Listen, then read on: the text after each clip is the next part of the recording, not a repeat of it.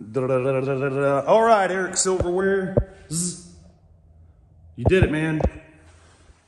This thing's done been cross country, boys. She done went to Florida or something, and she come all the way back to Texas, probably started in New Mexico. It's got more miles on it already than that TRX's whole engine.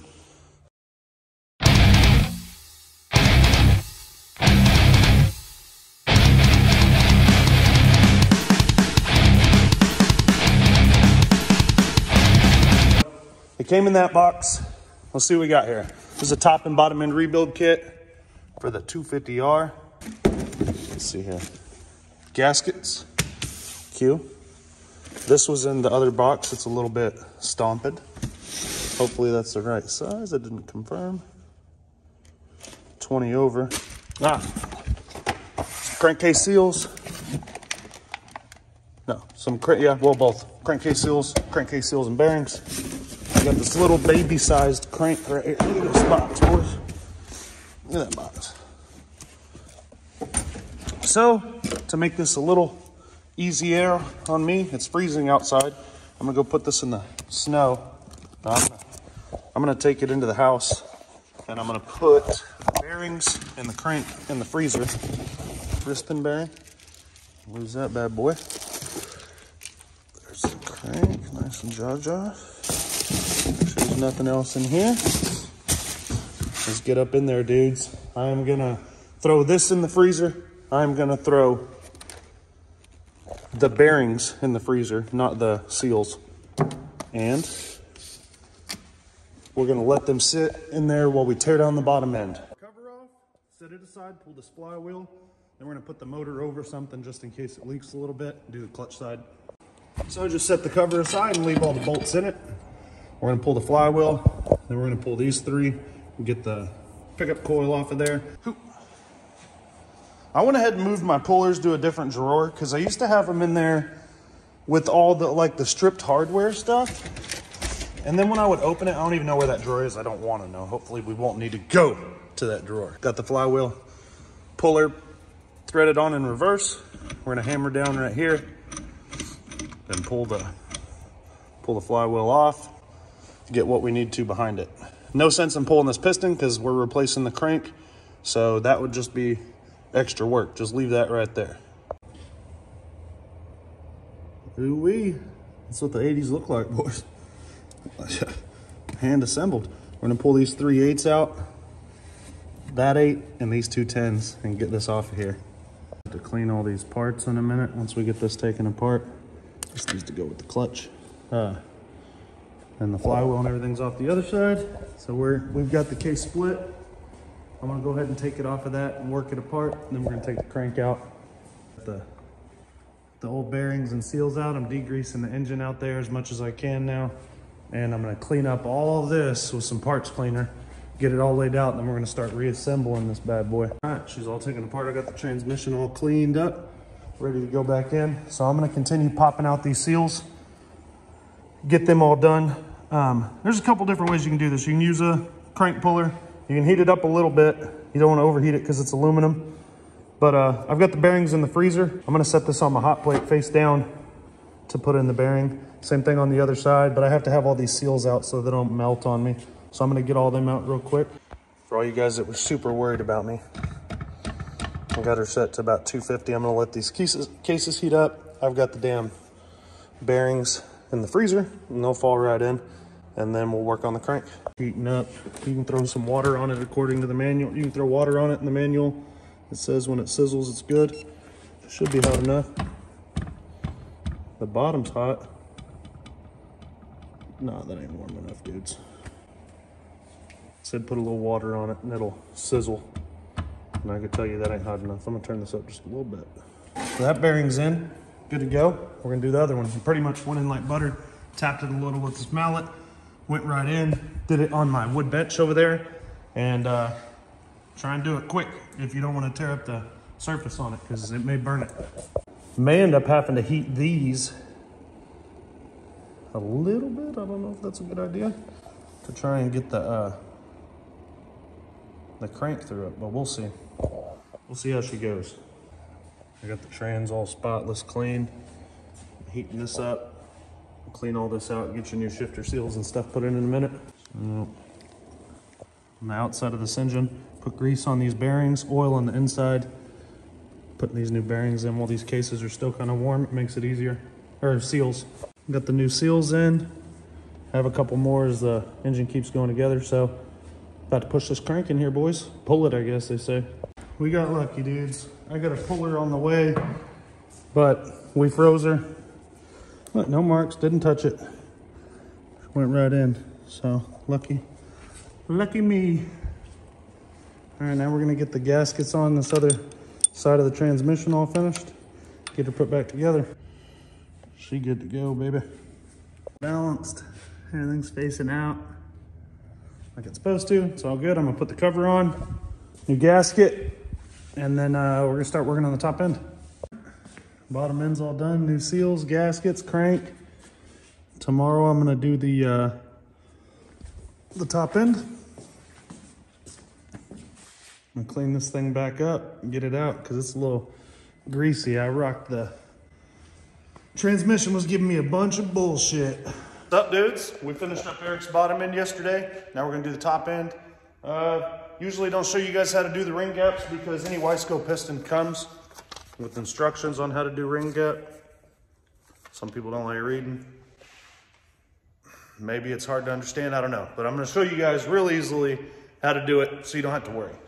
And the reason you do it is because when you put the piston on here, in there, and this ring heats up and it expands, the end of these need to have the proper amount of clearance, because if you put your piston in the cylinder, they're damn near touching, and then it gets bigger, it's gonna bulge outward. It could lock your motor up, it could tear up the cylinders, it could make you lose compression, a lot of other stuff. So let me show you how to do it, guys. Oil on that cylinder. That's the very first thing. There's gonna be plenty of ring gap on that one. 004 per, so it'd be 001 or 010. And we're talking inches. So there it is right there. That's the gap. You can't have it smaller than that, because if you do, she isn't gonna, the ring gap is just much larger than that. Let's see what size fucking piston this guy sent us. Well, that's what happens, guys. He sent it to the wrong place. He guaranteed he'd send us the right piston, then he didn't. So let's get an official measurement on this versus what we ordered. And break the bad news to Eric. Got the top end out here. We're gonna lube all this up, put the new piston and rings on, clean up this exhaust port and get the new gasket out for it. Throw all this away, get the rest of this grime and shit off here before we install it. So I've got the far side clip in. Let's see, she's in there.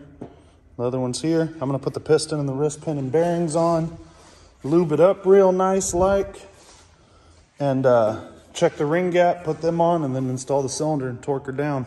Looking for a ring gap of 010. And it's easy math on this. It's 0.04 for every inch of bore. The bore was 2.62, so just over 10 is the gap that we want. It looks small, but it's 010. So before we install this, we got to clean up this cylinder. That the gap is good, and it is. I'm gonna check the other one. So we got the new piston and rings in, the new cylinder on.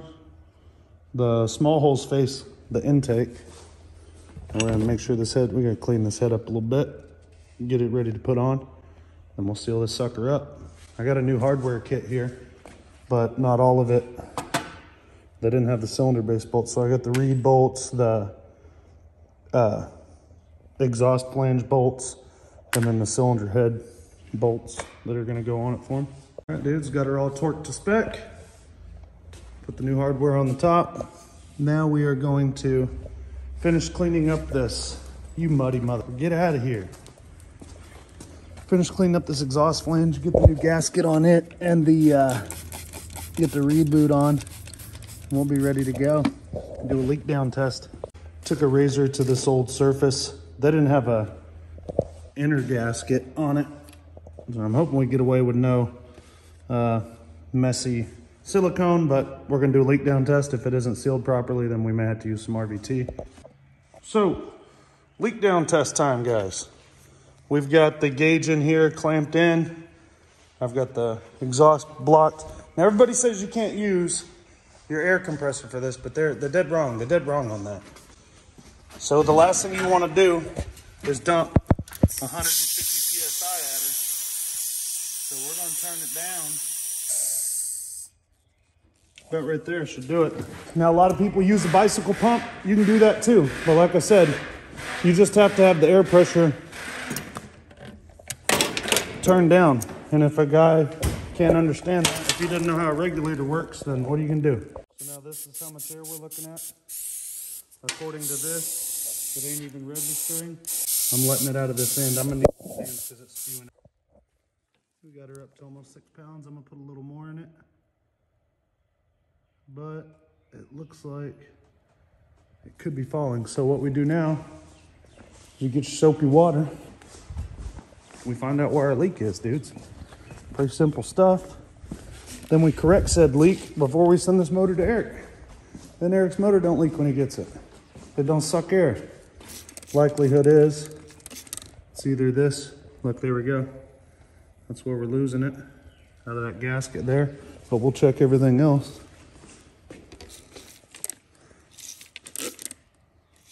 The reeds are good. Head gasket and base gasket seem good on this side. It's just this right here is where we've got our leak. That may take some silicone, but I'm going to try and torque it down just a little bit more first. So I tried tightening it. That didn't work, so I've pulled them off. We're going to get some trusty old RVT. We're going to pack her on there, put it back on, tighten it up. We're going to put it on there, let it sit for a minute to get a little thicker. Then we're going to put it on tight. So I've let it sit a minute. I put a real thin layer around the cylinder. I put a layer on the back side of this gasket. Then I put the gasket on and then another layer. Now we're going to slap her back on. We should be good. Now she holds, boys. No more hissing or leaking. A little bit of RVT. Got her done. Someone repaired this with a, repaired it with a big old weld. So I was a little worried about getting that leak to stop, but it stopped. But this sucker wants to loop on you. So here we go. Eric's motor's done. Got a tote there. I got this extra foam. My wife got me a fire safe for Christmas. So I got a bunch of foam there. We're gonna line this box with it, wrap his engine in that towel. We've got some good old bubble wrap, so he can have some fun when he opens it. No oil in it, so this is gonna be fine. It's all safe and sound, big old thick foam under it. Now we're gonna pack all around it with this stuff and some bubble wrap. All right, so got this all in. Hold all this down. This thing has no room to bounce around in here. It shouldn't be a tight fit with that lid on. I mean, what else would you use next besides duct tape? All right, dudes, I appreciate you watching Eric's motor rebuild. I'm getting the thing mailed back to him in the morning. It's all boxed up and labeled. BW350 Banshee update coming at you here pretty quick. And we picked up these two FL350s. So there's a box of, I got a box of FL350 right there. Basically, we're gonna see what we can make work. We're gonna get one of them. We're trying to get one of them running with the FL parts and the FL engine, and then the other one, I've been looking at some options online. I found the CBR 600 engine from a 05 with all the electronics and the fuel, you know, the fuel components, everything but the exhaust. And then I found a triple cylinder 750 Bombardier Rotax motor. So I don't know, I might not use the Snowmoshi motor. I might just get something similar to it, because they honestly, I mean, I think it's around 2,000 bucks, which to me sounds cheap, because rebuilding this FL is going to cost me that, rebuilding the first one. So get up in there, dudes. Be sure and like and subscribe. Jump on Time Machine ATV's Instagram. Give us a follow. Lots of stuff going up for sale, guys. Appreciate you.